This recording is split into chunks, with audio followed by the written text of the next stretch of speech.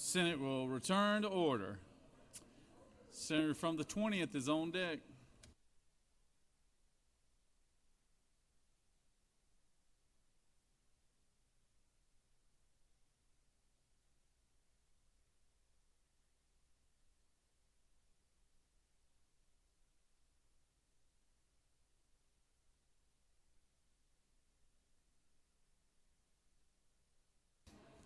Is the senator from the 6th on the floor? Senator from the 6th. Hey, Senator, a couple guys aren't in. I'm jumping a couple folks because they're not in here, so it's HB 172. Go ahead and jump to you.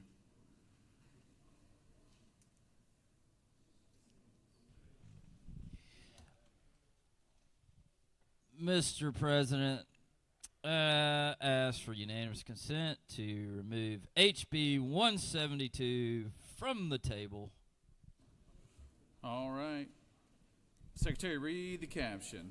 House Bill 172 by Representative Huddleston of the 72nd and others, a bill to be entitled Act to Amend Part 6A of Article 7, Chapter 3, Title 20, the Federal Code of Georgia annotated related to state veterinary education, so as to provide for the limits on the student loan forgiveness program, to provide for related matters, to repeal conflicting laws, and for other purposes. Mr. President, that completes the order.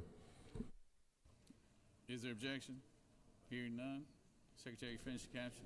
House Bill 172 by Representative Huddleston of the 72nd and others, a bill to be entitled Act to Amend Part 6A of Article 7, Chapter 3, Title 20, the Federal Code of Georgia annotated related to state veterinary education, so as to provide for limits on student loan forgiveness program and for other purposes. Mr. President, the Senate Committee on Higher Education recommends that this bill do pass. Respectfully submitted, Senator Burns, Chairman. That completes the order, Mr. President.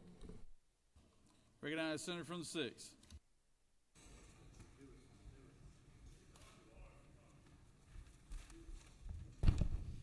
Thank you, Mr. President. I bring to you, ladies and gentlemen, HB 172. And right now we got a big need in this state for large animal veterinarians. And let me tell you how I know that. I went and spoke to the local Cattlemen's Association.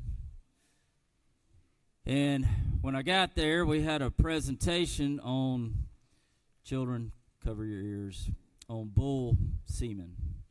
And as I'm hearing this program, I noticed that the veterinarian giving the program was from Auburn, Alabama. Auburn, Alabama. We couldn't get somebody from Georgia. You know why we couldn't get somebody from Georgia? Because there ain't none.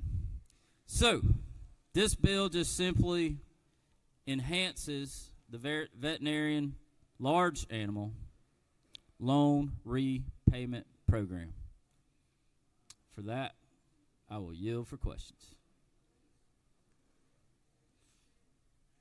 You do have one question, Senator. Recognize Senator from the 53rd. Thank you, Mr. President. Will the senator yield? I'll yield for the good Are you Senator. a cattleman? I am not a cattleman. Are you a member of the Cattlemen's Association and you're not a cattleman? I didn't say I was a member, sir. I said I went to speak at it and then listen to a program on bull semen. I was just making sure you weren't all hat and no cattle. No, I don't claim to be a cattleman, but I can tell you some good qualities when you go looking for a bull. Because I paid attention. Because they put me front row and I couldn't get up and leave. All right, let's see. You got one more question. I'll recognize the Ag Chair. Ooh. Does the senator yield? I'll yield for the man who knows more about cattle than I do. Senator, as you close this out, you know what my favorite line you use is, who is this bill for? Sir, this bill isn't just for farmers. It's not just for veterinarians. This bill is for America.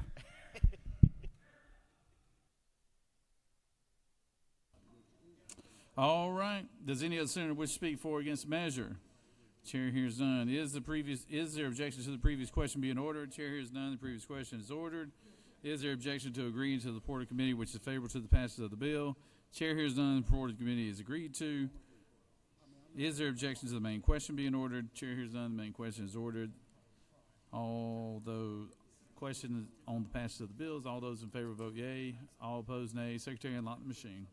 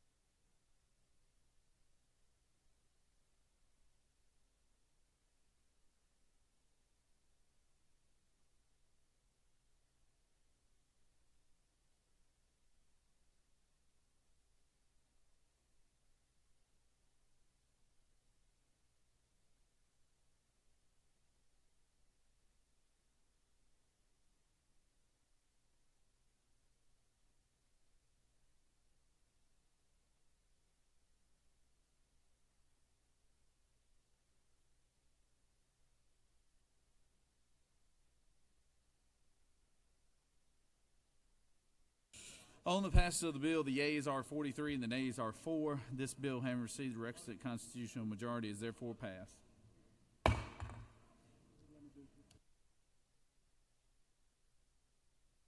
Recognize the senator from the 20th. Thank you, Mr. President. I ask for unanimous consent to remove House Bill 222 from the table. Secretary, read the caption. House Bill 222 by Representative Blackmon on the 146 and others. Bills being titled an act to amend Article 3, Chapter 6, and Title 17 of the Official Code of Georgia Annotated related to bonds and recognizances in criminal proceedings as to require the inclusion of certain contact information on such bonds and recognizes to repeal conflicting laws and for other purposes. Mr. President, that completes the order.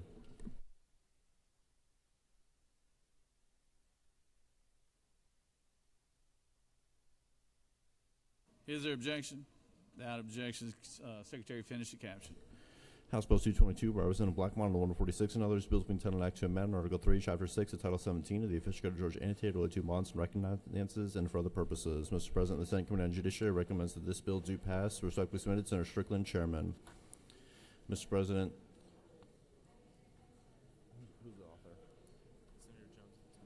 Senator Jones of the 10th and others offered the following amendment, number 1, to amend House Bill 222 by replacing lines 1 and 2 with to amend Title 17 of the Official Code of Georgia Annotated related to criminal procedures such as to revise certain bond holding requirements to require the inclusion by inserting between lines 6 and 7. Title 17 of the Official Code of Georgia Annotated related to criminal procedure is amended by revising Division B1E2 of Code Section and for other purposes. Mr. President, that completes the order. Recognize the senator from the 20th. Senator from the 42nd, for what purpose do you rise? Ask unanimous consent to excuse the senator from the 19th for business outside the chamber. Without objection, the senator from the 19th is excused. Mr. President and colleagues, most of the legislation that I bring to you comes from concerns or ideas from my constituents, trying to solve problems they've run into or good ideas they have.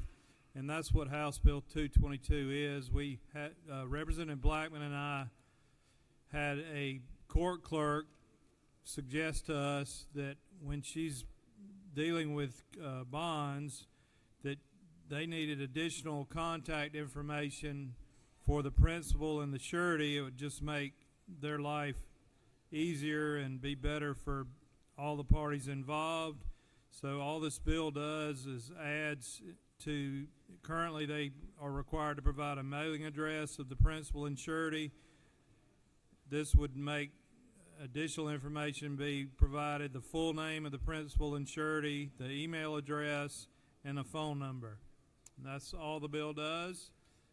It's good common sense legislation, and I ask for your favorable vote. Thank you very much. I yield the well. Senator's yielded.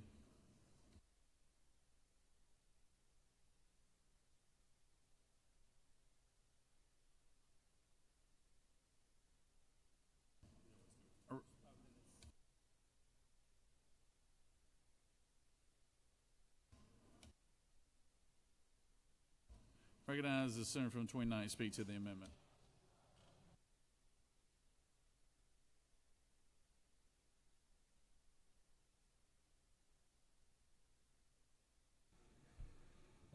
Thank you, Mr. President. First of all, I want to thank the senator from the 20th for bringing this piece of legislation forward. It is very important that we get as much information from the surety and the individual being bonded out so that we can ensure that they make it to all their court hearings and other things.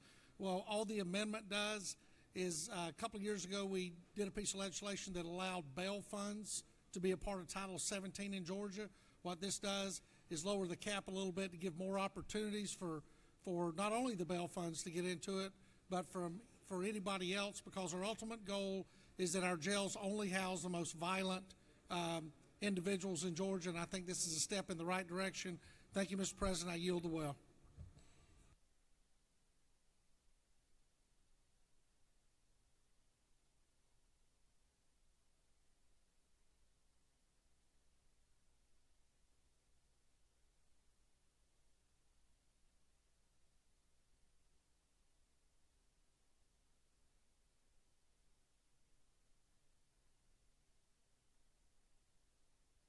I recognize the senator from the 14th. Thank you, Mr. President. I would do a point of order or a motion to strike the amendment, whichever is most appropriate, pursuant to Rule 7, 1.6 of the Senate rules, that this amendment is in the nature of a floor substitute because the amendment is more than one-half the length by words of the document which it amends, Mr. President.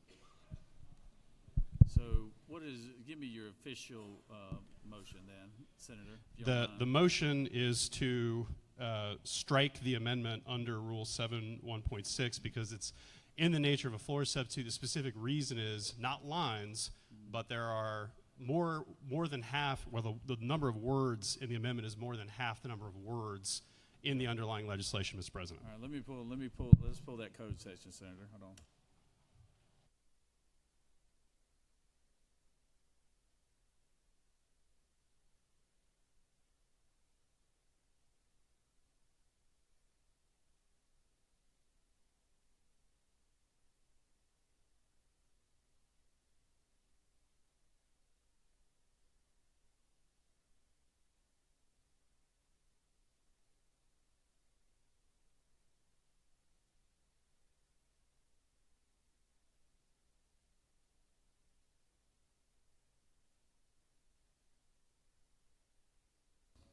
Stand by, Senator.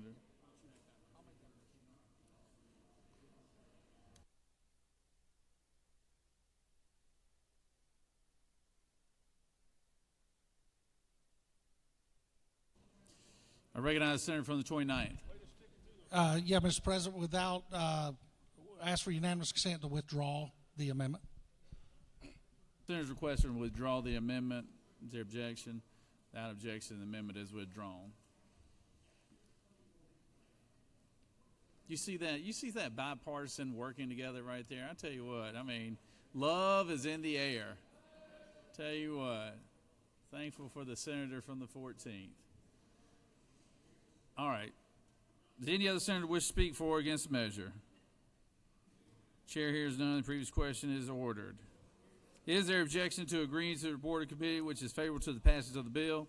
Chair hears none, and the report of committee is agreed to. Is there objection to the main question being ordered? Chair hears none. The main question is ordered. The question is on the passage of the bill. All those in favor of the bill vote yea. Opposed, nay. Secretary will unlock the machine.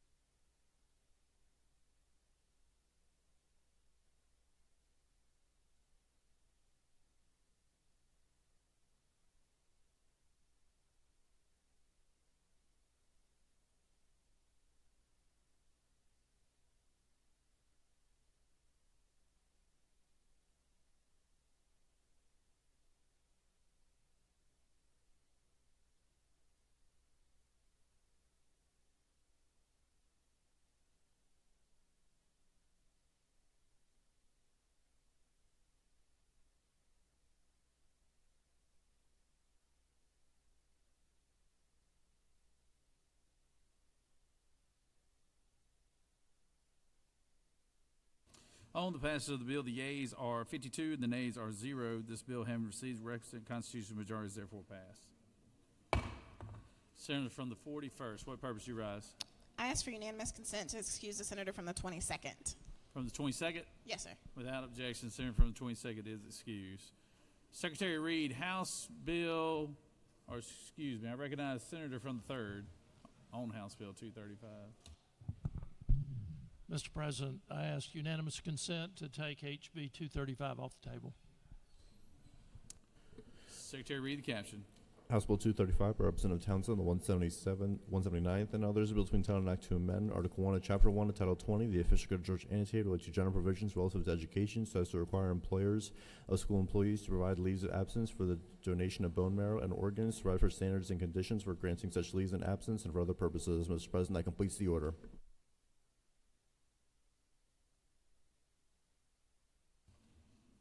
Is there objection? That objection. Secretary, finish the caption. House Bill 235 by Representative Townsend, the 179th bill to maintain an act of amendment Article 1 of Chapter 1 of Title 20 of the OCGA related to general provisions relative to education, so as to require employers of school employees to provide leaves of absence for the donation of bone marrow and organs, provide for standards and conditions for granting such leaves of absence, provide for penalty for noncompliance, provide for definitions, provide for a short title, provide for related matters, and to repeal conflicting laws and for other purposes. Mr. President, the Senate Committee on Education and Youth recommends that this bill do pass. Respectfully submitted, Senator Hickman, Chairman. Mr. President, that completes the order.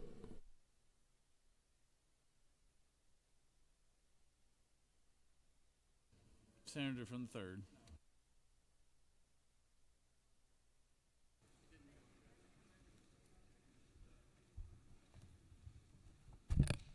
Thank you, Mr. President. Colleagues, I bring you HB 235. This is a bill about living organ donation. Organ donation is a selfless and honorable and a heroic act. I can tell you that we have at least one member in this body who has donated a kidney to a family member, and I know that we have at least one member in the House who is a friend of mine who has done the same thing. This is called the Georgia Supporting Living Donor Educators Act. HB 235 seeks to clean up an oversight in the law by aligning public school and post-secondary employee benefits with what's offered to state employees. It's a cleanup bill. 235 would provide leave allowances to public school and post-secondary employees. Post-secondary employees would be any person employed not less than half-time in the university system, excluding emergency or temps. And it would provide leave allowances to those folks who donate organs and bone marrow. It would provide 30 days leave for organ donation and 7 days for donating bone marrow. State employees already have these leave allowances. This leave would not be deducted from annual or sick leave and count service for calculating retirement benefits. Employees must furnish an official statement from their doctor to take advantage of this leave benefit and must do so within 7 days before taking leave. Each employee class, teachers, public school employees, post-secondary employees are defined in the bill, but generally, as I said, include just full-time employees that take state benefits. And the bill benefit could not be waived by school districts as part of a strategic waiver contract. And the reason for this bill, what brought this bill up is there was a teacher in Georgia who had to donate a kidney to her daughter after a medical emergency.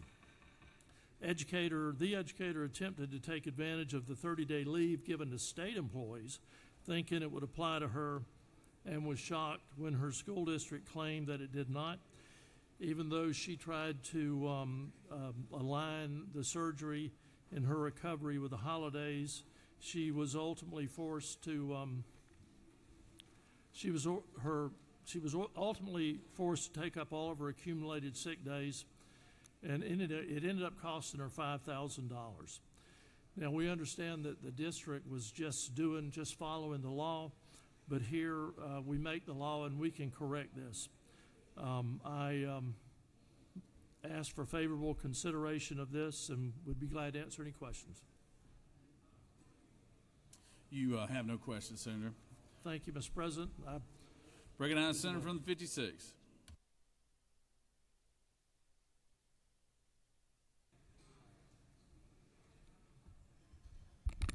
Senators, a couple of years ago, you were kind enough to vote for the Giving the Gift of Life Act. The Giving the Gift of Life Act that we passed will ultimately save many, many lives in the state of Georgia. What we learned during that time is there was a 62-to-1 return on investment. Not only were we able to save lives, we saved a significant amount of tax dollars. This will do the exact same thing for those working in our school system. So there's not too often a time that we can work on a bill together that we can say it will save lives, it will do the right thing, and save money all in the same breaths. So thank you to the Senator for the 3rd and for Representative Townsend who brought this forward, who is a former educator and an organ donor, as I am. Thank you. I yield the will.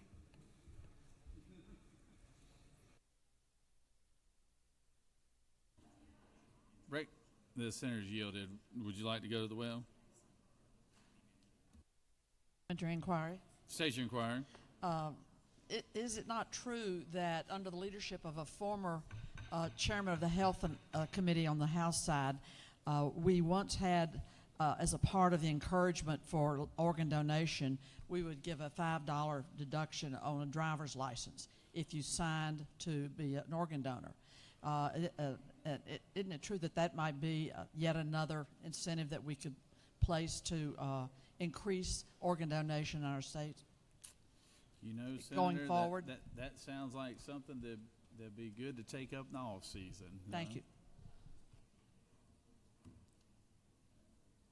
Is any other senator wish to speak for or against the measure? Chair hears none. Is there objection to the previous question being ordered? Chair hears none. The previous question is ordered. Is there objection to agreeing to the report of committee, which is favorable to the passage of the bill?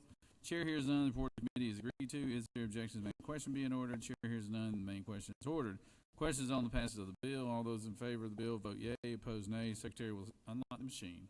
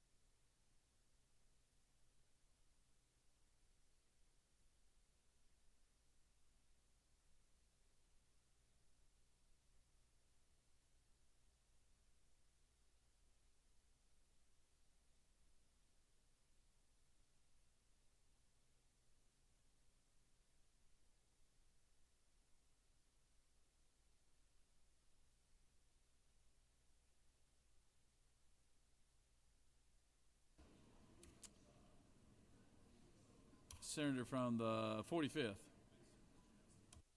Sorry. On the passage of the bill, the yeas are 54 and the nays are 0. This bill, having received requisite constitutional majority, is therefore passed. Now, Senator from the 45th.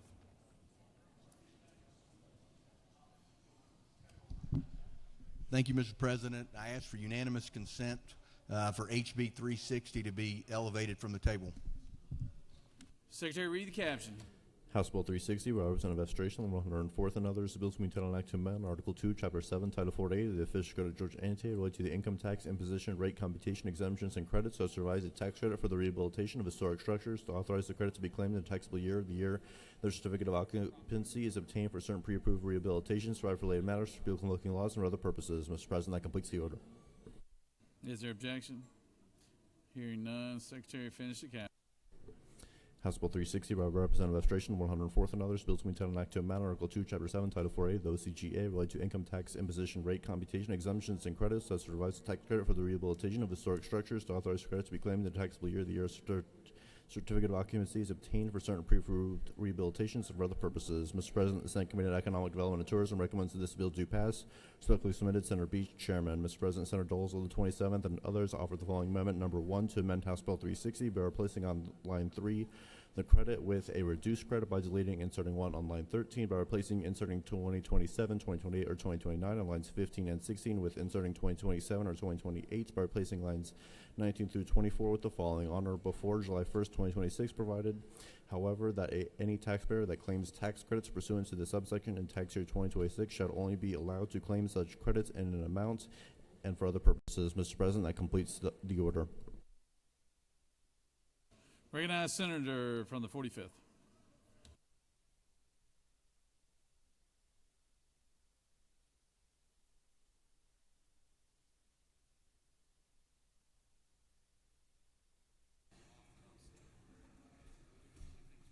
Thank you, Mr. President. Colleagues, I bring HB 360 before you today.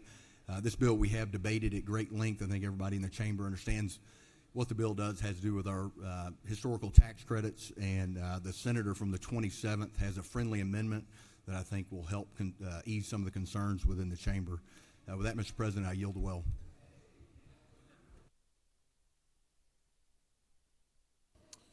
Senator from the 27th, would you like to speak to your amendment?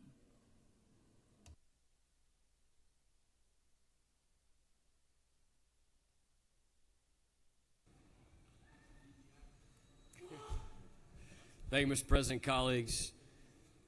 I want to highlight for you what we've changed on this bill. I will, in full disclosure, tell you I voted against this bill the first time it came to the floor. I had a number of concerns, and I'm going to start with each one of my concerns and tell you how we address them in the amendment. First of all, I was concerned that this was a credit that was just done for one project or one area. And that, as I understand it, was done not because the author wanted it done that way, but because DOR had advised them in that direction.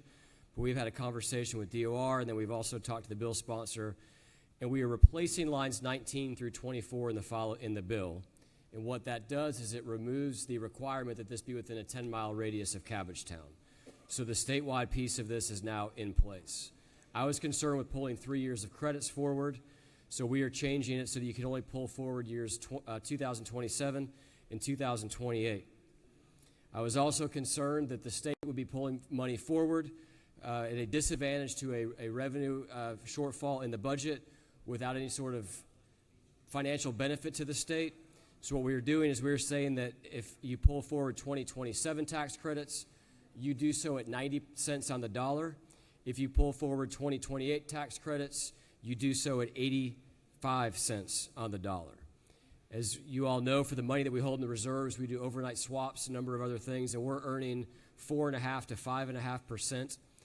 We have a fixed amount of money on these credits. These credits will be paid out. So if we don't pass this bill, they'll be paid out in 27, and they'll be paid out in 2028, and they'll be paid out at full value, at dollar for dollar. This allows us for the 27s to earn 10% on our money. It allows us for the 28s to earn 15%, both of which would be higher than if we just kind of had the money in the reserve fund and did not use them. So with that, Mr. President, I hope that clears up what the amendment does, but I'm certainly happy to answer any questions. You do have one question, Senator. Okay. Recognize the Senator from 38. Thank you, Mr. President. Mr. Chairman, do you yield? I do. I'm sorry, I just missed your explanation for line 3 of the amendment where we're replacing the 3 years with the 2. Can you just explain that one more time? So I was trying to get to Sure. the bill, but I wasn't able to. So the original version of the bill was going to allow an entity to pull forward 27, 28, or 29 tax credits. This makes it so they can only pull forward any credits they have for 2027 and 2028. I'm glad I'm answering your question because I forgot about one other change. The CO now needs to be completed by July 1st of 2026. Yeah. So in the original version of the bill, we talked a lot about the World Cup, or the sponsor talked about the World Cup, and we actually are changing the CO completion date for the project. We're moving that up from December 31st to July 31st so that it is indeed done by the World Cup. I think the other mechanically what happens with that is since these projects take a while to develop, it's going to make a lot less projects available, both by the 2029 change, but also moving the completion date up by 6 months. Thank you. I think those are important changes. Thank you. Thank you. Recognize the Senator from the 55th. Will the gentleman yield? I will. Thank you, sir. Exactly who benefits from the changes that you have proposed, and who benefited prior to these changes? Can you tell this honorable body who benefits from Sure. these changes? So 2 main reasons why I made these changes in working with the House sponsor and the Senate sponsor. One was to the state benefits, the taxpayers of the state of Georgia. If we wait until 2027 or 2028 for these credits to be claimed, they will cost us 100 cents on the dollar. We are going to earn money by allowing them to move them forward, either 10 cents or 15 cents, depending on the year that they move forward. Secondly, by changing this from being tied to a geographic region within 10 miles of Cabbagetown, we make this statewide. Any other historic tax credit benefactors who may want to forego the 10 or 15 cents on the dollar to get them moved forward, they would be eligible as well. Part of the argument, Senator, if you remember, is that people were concerned with this project being able to jump to the front of the line, and this makes it so that every person in the state who's been pre-approved for credits is on equal footing.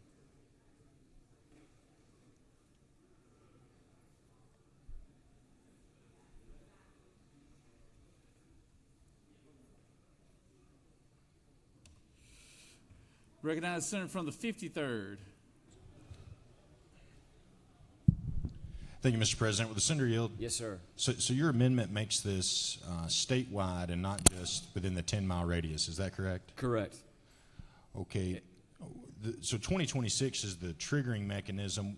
What if a person just didn't take advantage of the 2026? Would they still just fall in line with their normal 27, 28, and 29 tax credits? Yes.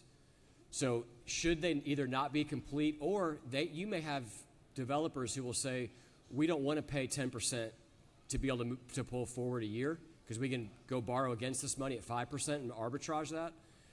They will still be able to collect, and that's my point. These tax credits get maxed out, and so we will pay these credits out in 27 or 28. If we pay them out in 26, we'll do so at a reduced rate, which is why my interest in this amendment is why I believe this improves the bill. Do you think people will take advantage of that, Senator? I certainly believe we know some projects that will. Whether there will be projects outside of the original 10-mile radius or not, I genuinely do not know. Okay, thank you, sir. We have no further questions. Thank you, Mr. President. I yield the well. Recognize the senator from 36. Speak to the bill.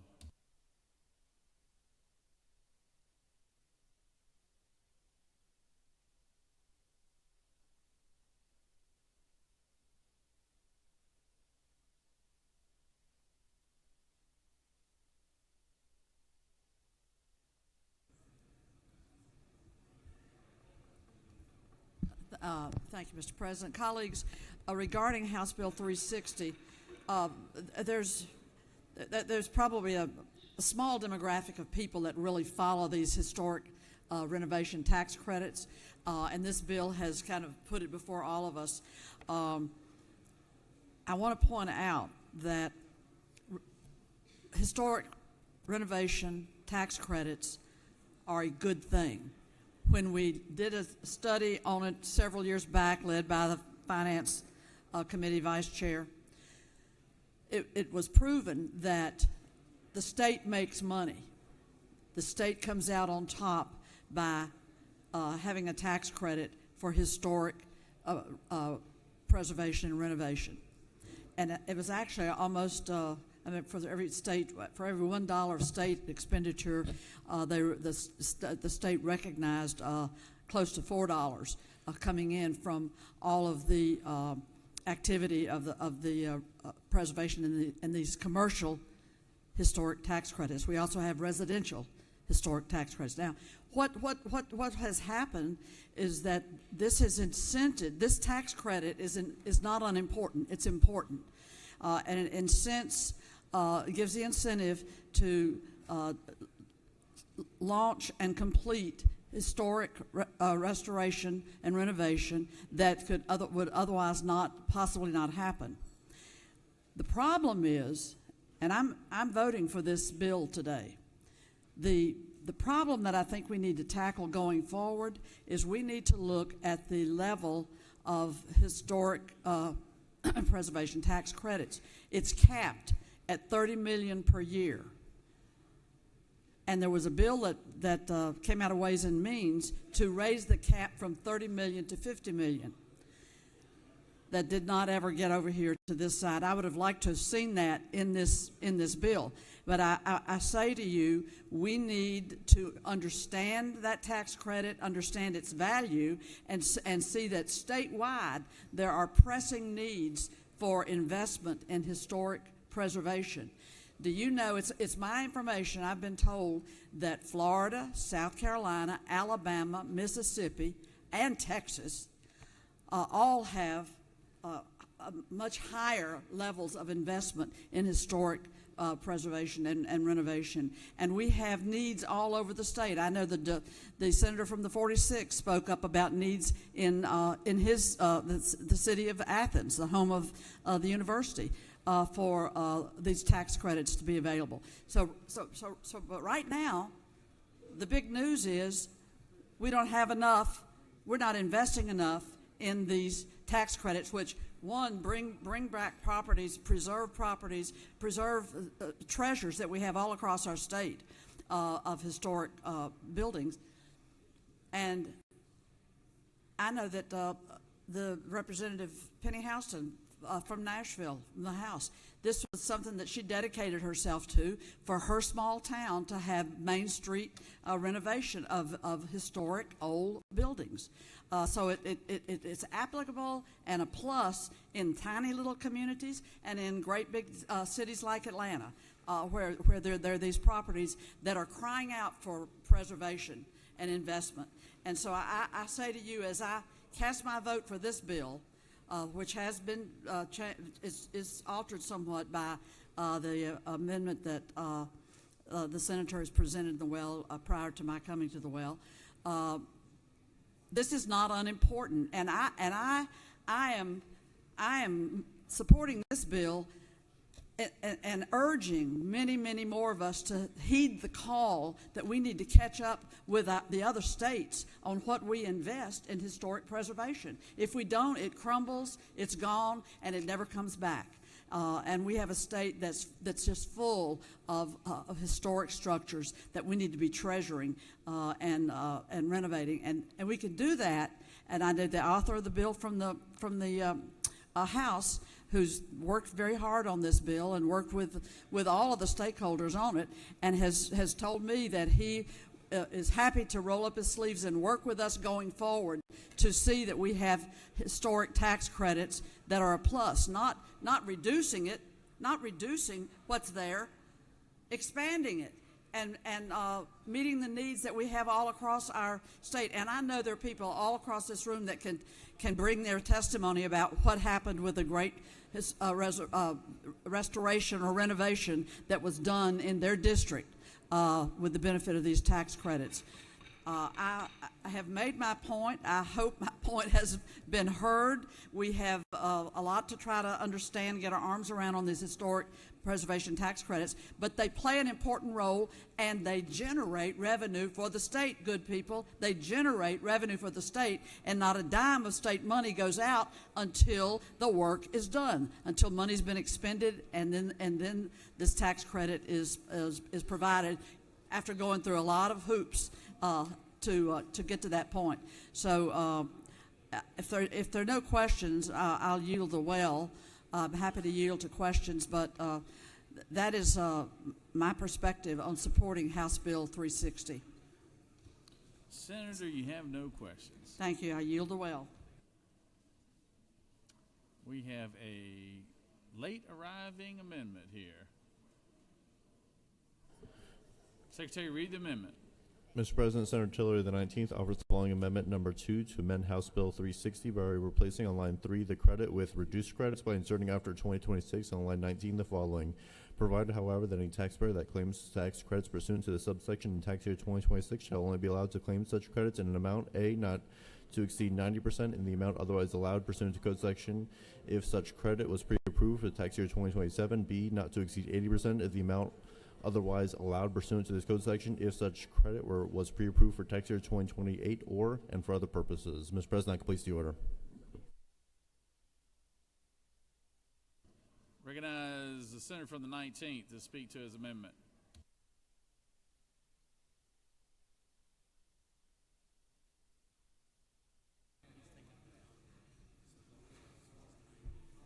Thank you, Mr. President, members of the Senate. All my amendment does is, in keeping with what the senator from I believe the 27th was doing, instead of taking just 10% the first year down, 5% the second year down, it takes 10% down on that tax credit the first year, 20% down on the second year. I think that's more in line with what you're seeing interest rates doing currently. It's not a 5% interest rate world anymore. It's more of a 7% interest rate, and this is kind of in the middle. The argument can clearly be made, well, it's 10% the first year, 5% the second year, so it averages out to be 7. Fair argument, but again, you are getting tax credits on a project that we think is already probably being built to begin with. So I would ask for you to consider, if we're going to grant this for something we believe is already happening, we should walk it down 10% the first year.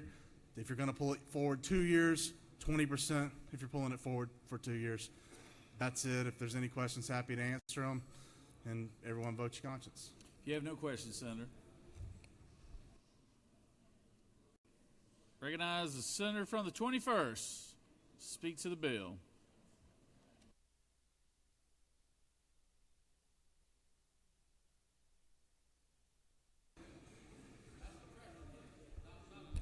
Thank you, Mr. President. Senators, I rise to support House Bill 360, and I put this jacket back on because this bill is about dollars. It's about economic development. It's about money. And, you know, we talk a lot about the World Cup, and I want to thank the senator from the 27th by moving that date so this historic area that they're talking about, and I know it's statewide now, will be done in a much faster time. But we got to look at this as a 30-year play. Let me tell you what, we have something called the World Congress Center that's a thriving convention business. It's 1.8 million square feet of convention space, and that's a very competitive business. We compete with Nashville, New Orleans, Orlando, and Las Vegas. And we don't really have a lot of nightlife here in Atlanta. You go to Bones or Chops, and after 9 o'clock, there's not a lot of places to go. We need music. We need nighttime activity. These folks are going to develop that area. It's going to be a destination place along with Centennial Yards. We're going to revitalize that area, and it's going to be about dollars. So anyway, please vote for this, and let's do some economic development. And these buildings, let me tell you another story. My wife and I, we opened a restaurant about 20 years ago down in downtown Alpharetta, and it was the building was built in about 1915, 1920. And when you go and do electrical work, you think it's going to cost you about $5,000. It costs $15,000. Every time you open up a different door, there's another skeleton that pops out because these buildings are not up to code, and you got to put money into that. So we need to help these folks renovate these buildings, like the senator from the 36 said, or they're just going to crumble away. And we got to save our history and do economic development. Mr. President, if there are no questions, I'll yield the well. You do have one question, Yes. Senator. I recognize the senator from the 47th. Yes, sir. Thank you, Mr. President. Would the senator yield? Yes. As my friend from the 26 says, what is it, all about the money? It's all about the money, just like the senator from the 26 says. And we gotta make sure we keep Georgia the #1 place to do business, and especially with our historic buildings. So please vote yes. I yield the well, Mr. President. The treasurer has spoken.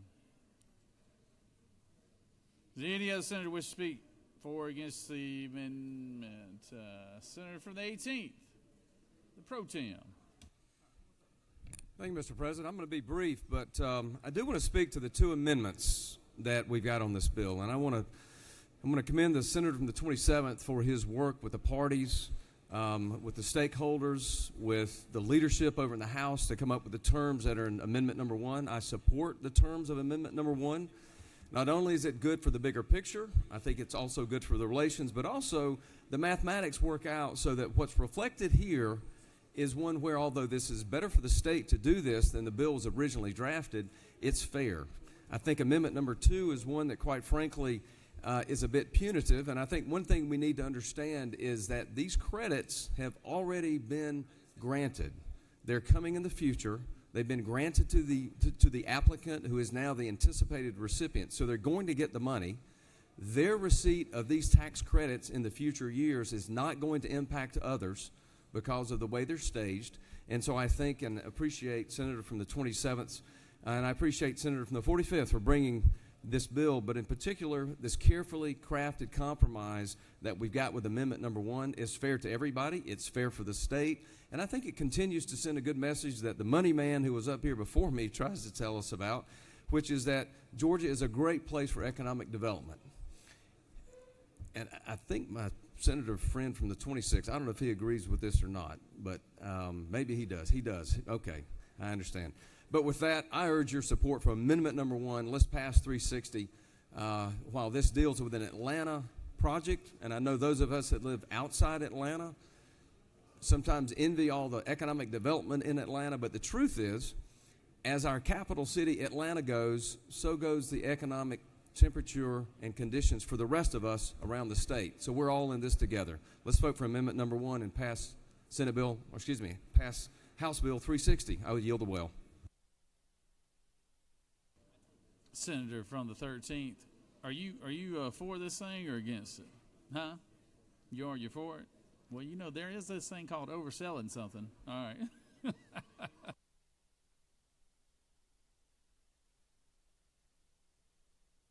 You can talk something to death, and all of a sudden he gets no votes. Senator Dixon, would you like to close? Senator from the 45th, he'd like to close debate. Senator Waves. All right, so Let's do them just in the order. We've Dolezal got- references in order. we've got Senator from the 27th. Are you want to be recognized? Parliamentary inquiry. State your inquiry. What happens if both amendments pass, given that they have, if Amendment 2 passes and then Amendment 1 passes, given they have contradictory subject matters, that whichever one passes last?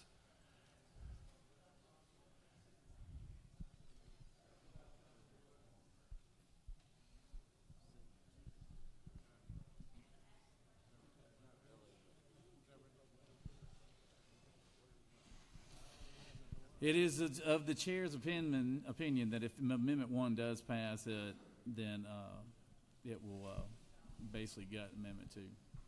Thank you.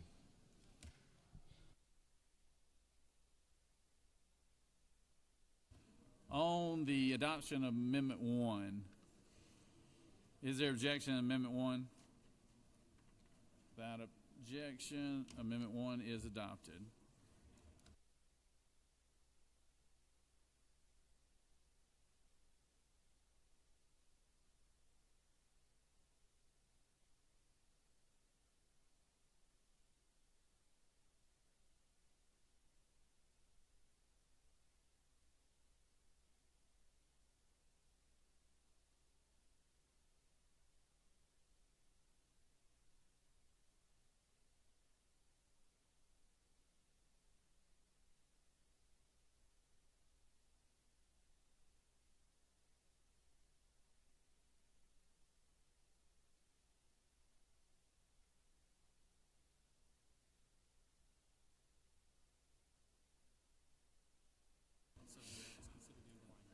So I think this makes your amendment null and void here.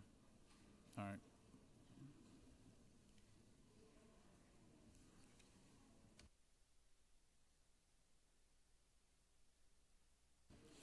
Is there objection to agreeing to the report of committee which is favorable to the passage of the bill? Chair hears none. The report of committee is agreed to.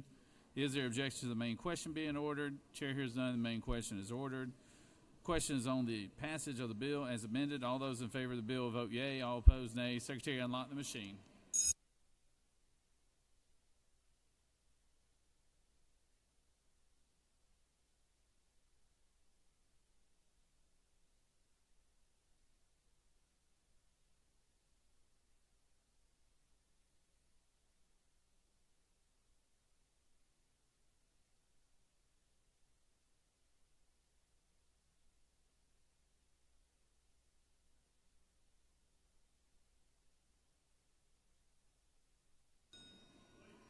Senator from the 32nd. Senator from the 32nd. Senator. You'll be on deck. I'm just move the calendar around a little bit, so you'll be right after this next person, okay? Recognize the senator from the 35th.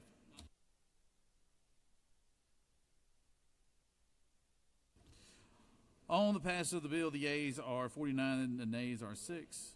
This bill, having received the requisite constitutional majority, is therefore passed as amended.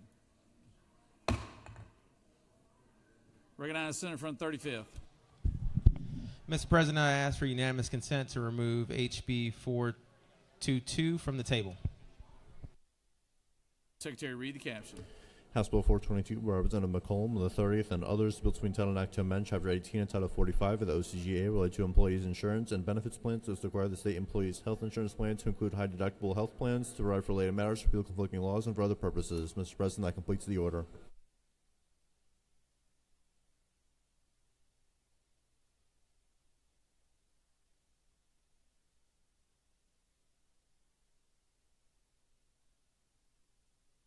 Is there objection?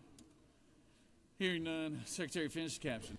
House Bill 422 by Representative McCollum of the 30th and others, a bill between town and act to amend Chapter 18 of Title 45 of the OCGA related to employees' health insurance and benefits plans so as to require the state employees' health insurance plan to include high-deductible health plans, to provide for related matters, to repeal conflicting laws, and for other purposes. Mr. President, the Senate Committee on Insurance and Labor recommends that this bill do pass by a substitute. Respectfully submitted, Senator Walker, Chairman.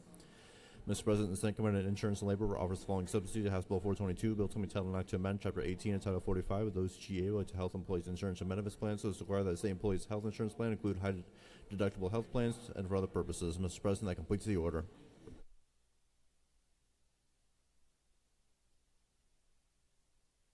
Recognize Senator from 35th. Thank you, Mr. President. Colleagues, I have a simple bill here. What it does is it requires the state to provide its employees with at least 2 high-deductible health plans. What it also does is it requires the state to provide its employees a pre-tax deduction for health savings accounts. And if that sounds familiar, we passed a very similar bill 2 years ago. And it passed unanimously from this chamber. So this is a similar to a bill that has already been adopted by this body. And with that, Mr. President, I'll yield for any questions.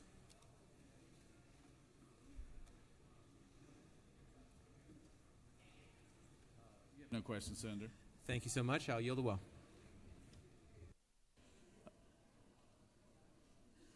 Senator from the 31st, you have a... Mr. President, it's unanimous consent to excuse the senators from the 8th and 30th for business inside the Capitol. From the 8th and 6th. The 8th, the 30th, and the 6th? Yes, sir. All right, without objection, the 8th, the 30th, and the 6th are excused. Does any other senator wish to speak for or against the measure? Chair hears none. Is there objection to the previous question being ordered? Chair hears none. The previous question is ordered. The question on the adoption of the committee substitute. Is there objection to the adoption of the committee substitute? Hearing none, the committee substitute is adopted. Is there objection to agreeing to the report of the committee, which is favorable to the passage of the bill? Chair hears none. The report of the committee is agreed to. Is there objection to the main question? Yeah, to the question. The main question is on the passage of the bill by substitute. All those in favor vote yea. All opposed, nay. Secretary, unlock the machine.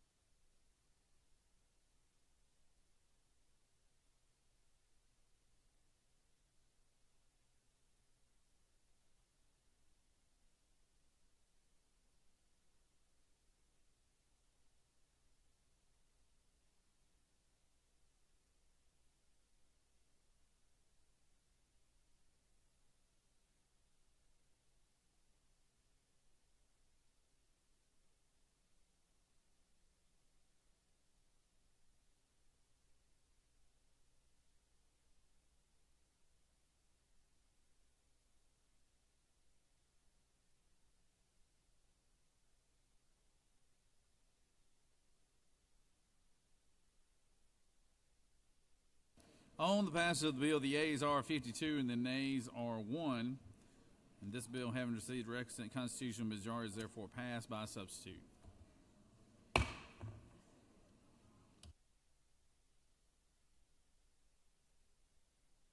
Recognize the senator from the 32nd.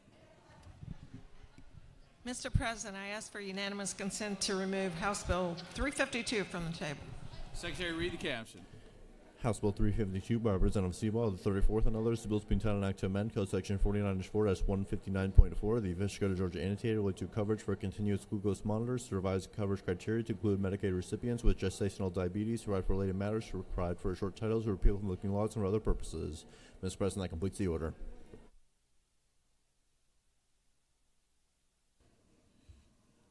Recognize, is there objection? I'm sorry, is there objection? That here, and Secretary finish the caption. House Bill 352 by Representative Seabaugh of the 34th and others, the bill to be entitled an act to amend Code Section 49-4-159.4 of the Official Code of Georgia annotated related to coverage for continuous glucose monitors and for other purposes. Mr. President, the Senate Committee on Health and Human Services recommends that this bill do pass by committee substitute. Respectfully submitted, Senator Watson, Chairman. Mr. President, the Senate Committee on Health and Human Services offers the following substitute to House Bill 352, a bill to be entitled an act to amend Code Section 49-4-159.4 of the OCGA related to coverage for continuous glucose monitors as to revise coverage criteria to include Medicaid recipients and for other purposes. Mr. President, that completes the order. Recognize the senator from the 32nd. If I can get everybody's attention real quick, it's getting a little loud. It's getting a little loud, so if everybody could just take it down to a whisper and give the senator in the well a little bit of attention. Thank you, Mr. President. House Bill 352 is about gestational diabetes, and what it does is revise Medicaid coverage for continuous glucose monitors to include gestational diabetes. This helps to prevent pregnant women from going into the hospital and delivering preterm, and it should help us with our fight against maternal mortality. Be happy to answer any questions. Senator. Thank you. I yield.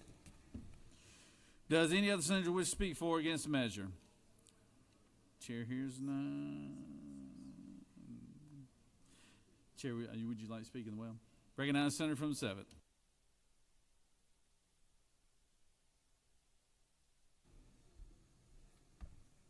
Thank you, Mr. President. I just wanted to say I rise in support of this important piece of legislation. I had gestational diabetes with my first child, and having glucose monitoring was incredibly crucial, and I'm glad that we'll be able to expand that service to more women. And I ended up delivering my child preterm, but it will not only help women, but also our infant mortality rates as well.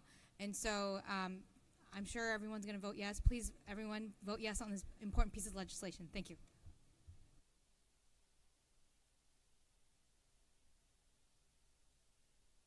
Does any other senator wish to speak for or against the measure? Is there objection to previous question being ordered? Chair hears none. Previous question is ordered. Question is on the adoption of the committee substitute. Is there objection to the adoption of the committee substitute? Hearing none, the committee substitute is adopted.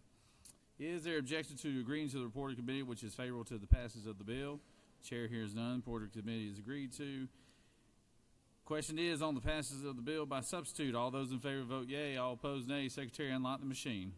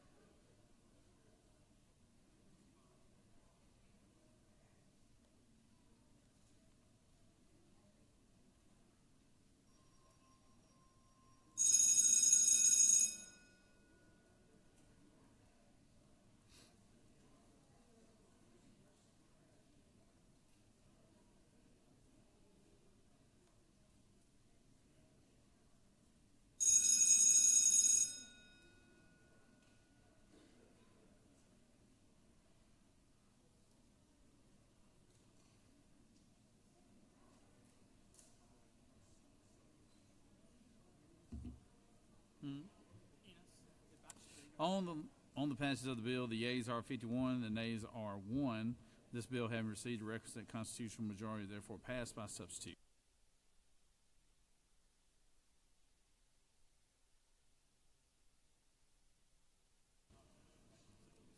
Recognize the senator from the 29th.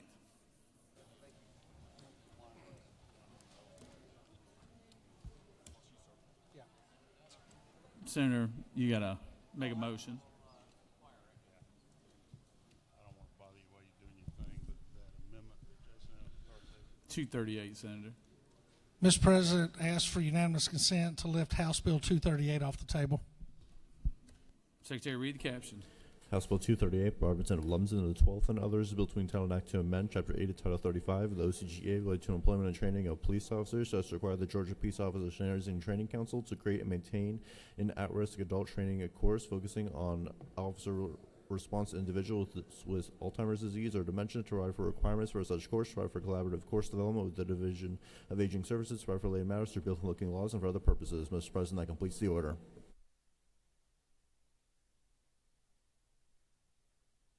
Is there objection? Hearing none, Secretary, finish the caption.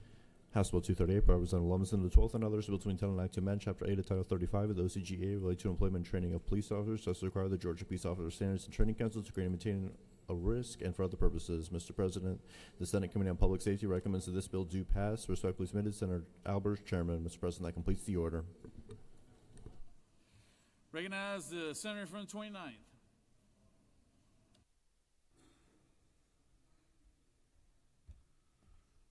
Thank you, Mr. President. Colleagues, it's very simple.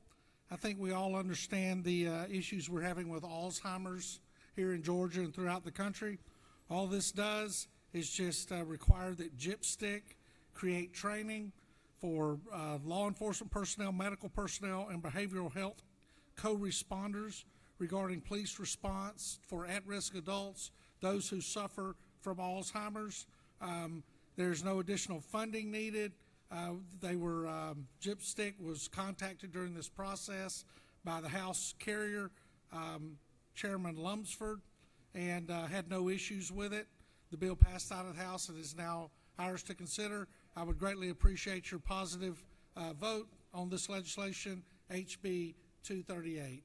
And with that, Mr. President, I yield the well. Senators yielded. Does any other senator wish to speak for or against the measure? Chair hears none. Is there objection to the previous question being ordered? Chair hears none. The previous question is ordered. Is there objection to agreeing to the report of committee which is favorable to the passage of the bill? Chair hears none. The report of the committee is agreed to. Is there objection to the main question being ordered? Chair hears none. The main question is ordered. All question is on the passage of the bill. All those in favor vote yea. All opposed nay. Secretary, unlock the machine.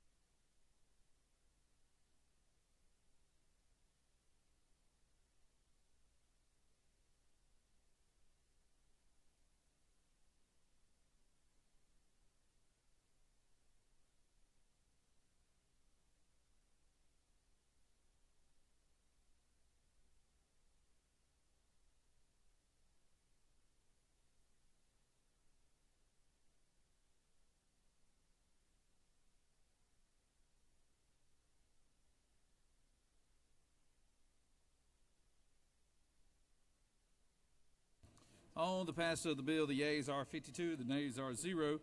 This bill, having received the requisite constitutional majority, is therefore passed.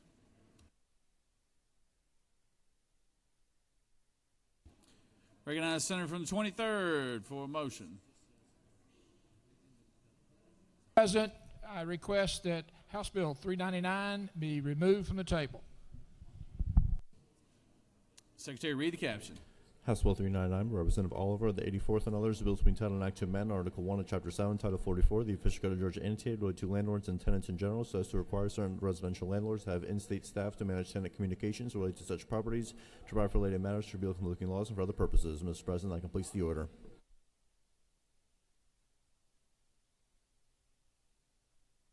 Is there objection? Hearing none, Secretary finish the caption. House Bill 399, Representative Oliver, the 84th and others, bills to be entitled an act to amend Article 1 of Chapter 7, Title 44, the OCGA related to landlords and tenants in general, so as to require certain residential landlords to have in-state staff and for other purposes. Mr. President, the Senate Committee on Economic Development and Tourism recommends that this bill do pass by substitute. Respectfully submitted, Senator Beach, Chairman. Mr. President, the Senate Committee on Economic Development and Tourism offers the following substitute to House Bill 399, a bill to be entitled an act to amend Article 2, Chapter 74 of Title 36 of the OCGA related to local enforcement boards created on or after January 1st, 2023, so as to require that certain information regarding the property managers of certain properties is provided upon request of the code enforcement officer to amend Article 1 of Chapter 7 and for other purposes. Mr. President, Senator Burns, the 23rd, offered the following amendment number 1 to amend the substitute to House Bill 399 by inserting after the second owner on line 47 as the family member of an owner, as that term is defined in rules promulgated by the Commission. Mr. President, that completes the order.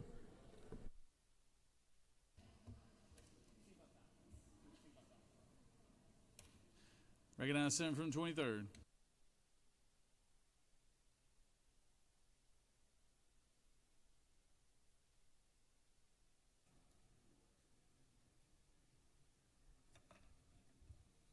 Thank you, Mr. President. Colleagues, I bring you House Bill 399. This addresses problems with the management of residential single-family homes and duplexes which are owned by institutional investors. This has become quite a challenging environment. I'd like to acknowledge that there are a high percentage of homes in the metropolitan Atlanta area that are investor-owned.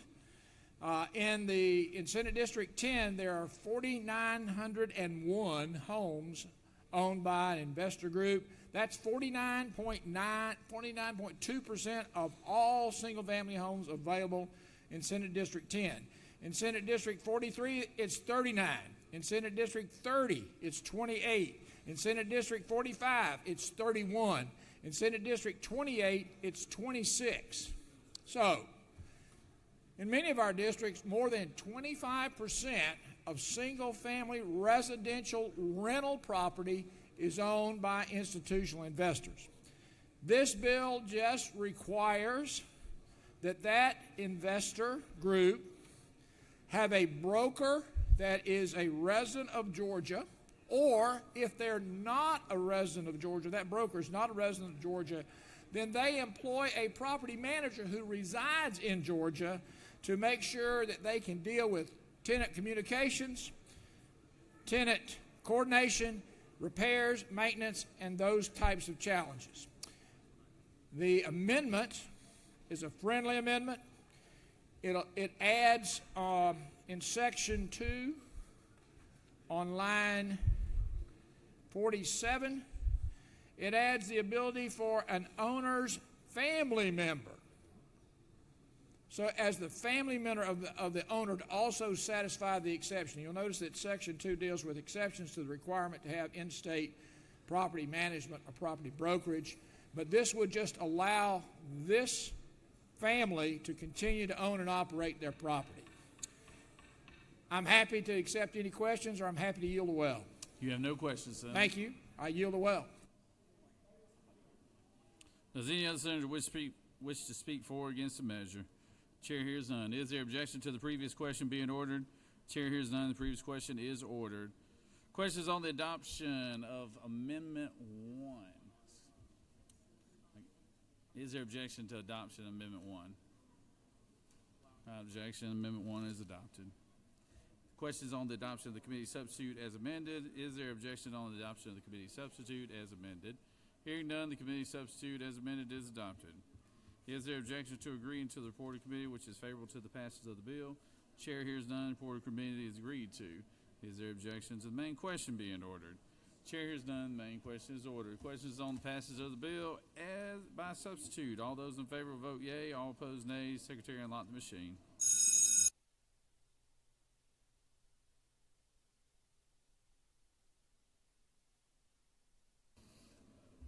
Senator from the 33rd, for what purpose do you rise? Thank you, Mr. President. I ask for unanimous consent to excuse the senator from the 35th.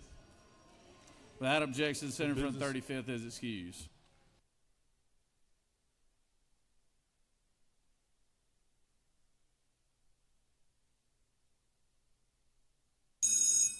Senator from the 21st, you're on deck.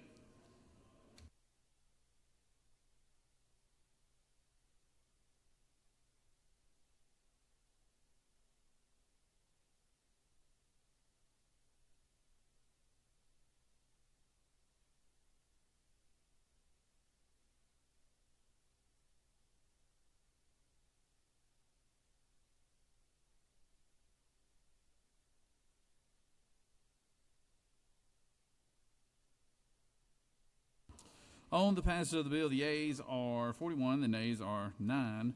This bill, having received the requisite constitutional majority, is therefore passed by substitute. We're going to take about a 5 or 10 minute break. The Secretary needs to get caught up on the special actions that we're going to have coming up here. So just stand at ease for about 10 minutes.